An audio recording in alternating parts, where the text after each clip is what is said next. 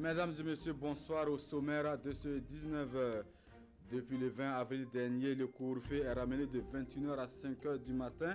En vigueur depuis le 21 mars 2020, ce réaménagement est diversement apprécié à Banfoura. Si certains estiment que cet allègement est la bienvenue, d'autres par contre souhaitent sa levée totale car impactant négativement leur commerce. Images et commentaires dans ce journal. Ouvre de soulagement des populations au lendemain de la levée de la quarantaine de certaines villes du Burkina, une levée qui consacre ainsi la reprise des transports sur l'étendue du territoire national. À Kaya, Ouadiguya ou Dédougou, c'est le soulagement aussi bien chez les transporteurs que chez les voyageurs, constat dans un instant. Voilà ce qui fait la une des actualités dans nos régions. Mesdames et messieurs, bonsoir, bienvenue à tous. Cela dit, de 19h à 5h du matin, dès le début, le couvre-feu est ramené dans le cadre de la lutte contre le Covid-19 a connu un réaménagement. Depuis le 20 avril dernier, il passe désormais de 21h à 5h du matin, un réaménagement diversement apprécié par les commerçants de Banfoura. Si pour les uns, 21h est une heure raisonnable, d'autres par contre la trouvent un peu tôt car impactant négativement leurs activités. Car cela ne tienne, tous souhaitent donc un retour rapide à la vie normale. Kassim Milogo, Kaduro Menki pour le reportage. Marché central de Banfoura, il est 16h. Les acteurs du secteur informel sont à pied d'œuvre, qui pour faire des provisions, qui pour proposer des produits à la clientèle. Des commerçants poussés à revoir à la baisse la quantité de leurs marchandises, couvre-feu oblige. Avant, on pouvait prendre 10 à 15 kilos de pommes de terre. À Tchéké aussi, on pouvait prendre... Parce que des fois, à Tchéké, là, c'est par sachet. Les sachets là de 1500, on pouvait vendre 4 sachets. Mais maintenant, avec couvre-feu là, même un sachet là, ça ne finit pas. Même la pomme de terre là, tu peux prendre 5 kilos. 2 kilos même pour finir, ça c'est un problème. Avec la chaleur là, si tu laisses 2 ou 3 jours là, ça se gâte. Vraiment, c'est un grand problème. 21h vaut mieux que 19h. C'est vrai qu'on ne peut plus vendre jusqu'à 1h tardive comme avant, mais 21h c'est mieux. Quand c'était à 19h, ça n'a pas été facile pour moi. J'ai fait des pertes de plus de 50 000 francs CFA. La situation n'est guère meilleure pour les vendeurs de nuit. À la tombée du jour, c'est la course contre la montre dans les maquis et autres lieux de restauration. Pas de temps à perdre, 21h arrive rapidement. Les coups, on sort à 17h. Dans peu de temps seulement, il est 21h. Souvent même, les poissons là restent au feu comme ça là. Et puis les gens partent laisser les poissons là. Quand la personne commande, et puis c'est quelque chose, c'est frais. Il faut mettre au feu. Il faut que ça soit bien cuit aussi pour que la personne puisse manger. Kata, 22h, 23h, Kata, ça ne va nous... C'est à partir de 22h en allant que nos clients viennent. Vous comprenez donc que 19h ou 21h, pour nous, c'est pareil. On ne peut plus griller en quantité de 50 à 60 poulets et 5 à 6 moutons par jour. On peine actuellement à vendre 20 poulets et un mouton. C'était 19h, donc on était laissé même. On ne grille pas, on ne vend pas. Donc maintenant, on dit que c'est 21h. 21h aussi, on a commencé, mais ça ne va pas. Peut-être on peut sortir, regarder. Peut-être c'est 2 poulets, 1 poulet. Regardez, même j'ai fait 3 poulets, même 1 poisson, mais on n'a pas payé. Pour éviter de renvoyer leurs employés, la majorité des tenanciers de maquis et restaurants appellent de tout cœur le retour à la vie normale. Le transport en commun a repris de service depuis ce mardi 5 mai 2020 sur toute l'étendue du territoire national. À Dédougou, cette reprise des activités sonne comme un ouf de soulagement, aussi bien pour les transporteurs que pour les voyageurs. Un soulagement encore plus ressenti par les élèves et les enseignants, eux qui peuvent désormais regagner leurs établissements. Constat avec Nitizoun Bachono et Karim Ouedraogo depuis Dédougou. Hassan Diallo est instituteur principal en service à Madouba dans la province de la Kossi. Bloqué à Bobo Dioulasso à cause de la quarantaine, c'est aujourd'hui qu'il essaie de regagner son poste après plus d'un mois. J'ai préféré prendre les premiers quarts de Bobo. De là, maintenant, j'ai roulé pour aller. Parce que si je tardais, il y aura tellement de bousculades là-bas que nous ne pouvons pas marcher. Vraiment un ouf de soulagement. En tout cas, on se sent libéré. Un ouf de soulagement. Comme lui, ils étaient nombreux à vivre cette situation et la levée de la quarantaine décidée par le gouvernement est la bienvenue. Forcément, parce que dont les activités étaient totalement bloquées. Il fallait forcément ouvrir les voies. Moi, je suis enseignant. Donc, s'ils n'avaient pas ouvert les voies, pour le 11, c'était quand même du faux. Comme je suis un élève, je devais repartir pour bosser. Comme au village, là, pour bosser, c'est un peu difficile. Je voudrais repartir à Ouaga encore pour bosser, mais avec quarantaine, là, c'était bloqué. Donc, hier, j'ai appris la nouvelle. J'étais vraiment content. Rachid Souré est un chauffeur de car. Pour lui, c'était une période très dure à vivre.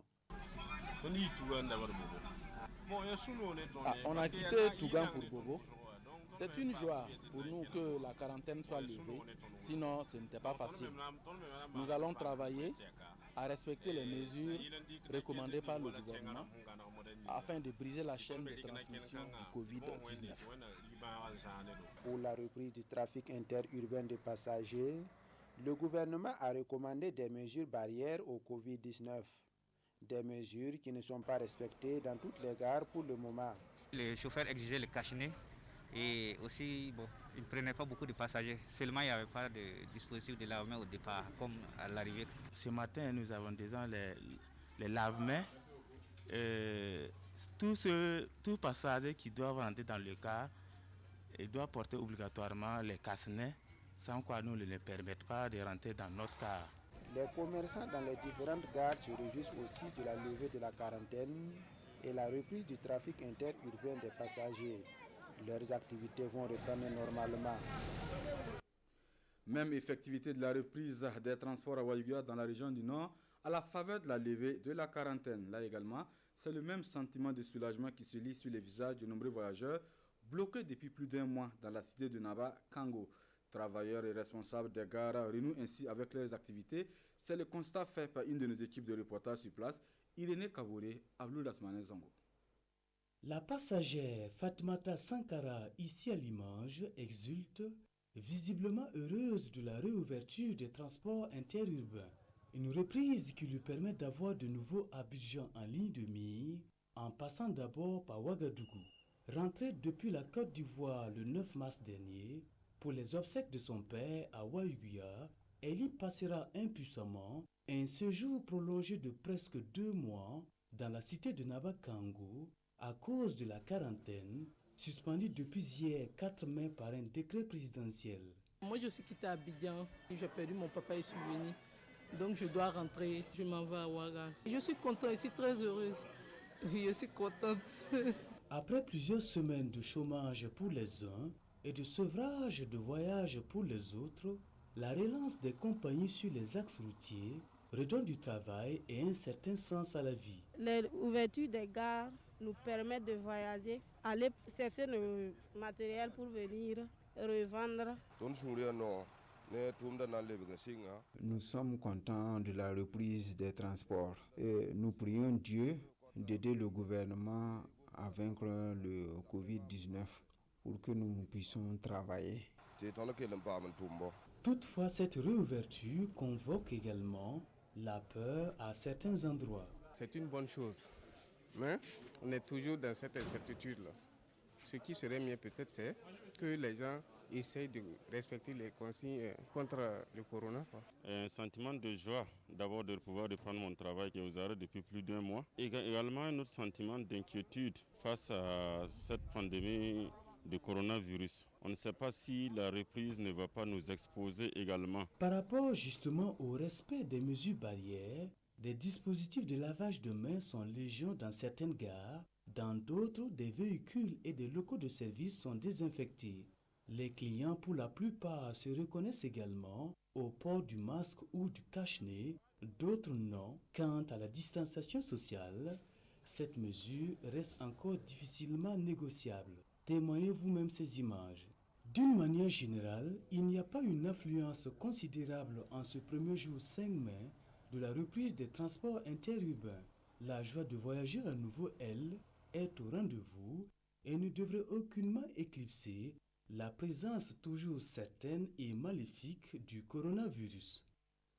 À Kaya, dans le centre nord, les transporteurs eux aussi se réjouissent donc de la levée de la quarantaine et la reprise des transports.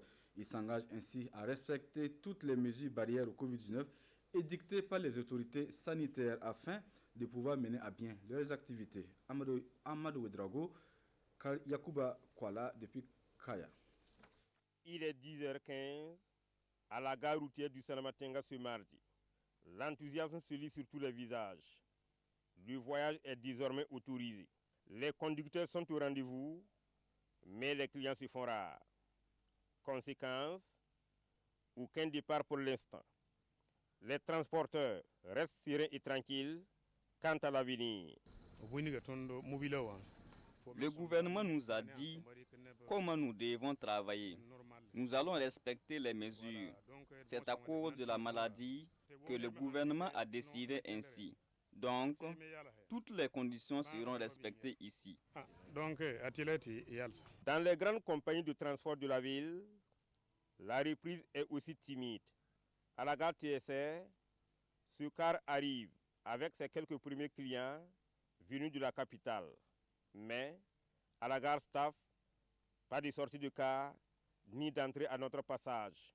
Les responsables promettent de respecter les mesures édictées. Depuis ce matin, nous exigeons aux passagers de se laver les mains. Les cars de 65 places vont prendre maintenant 55 passagers.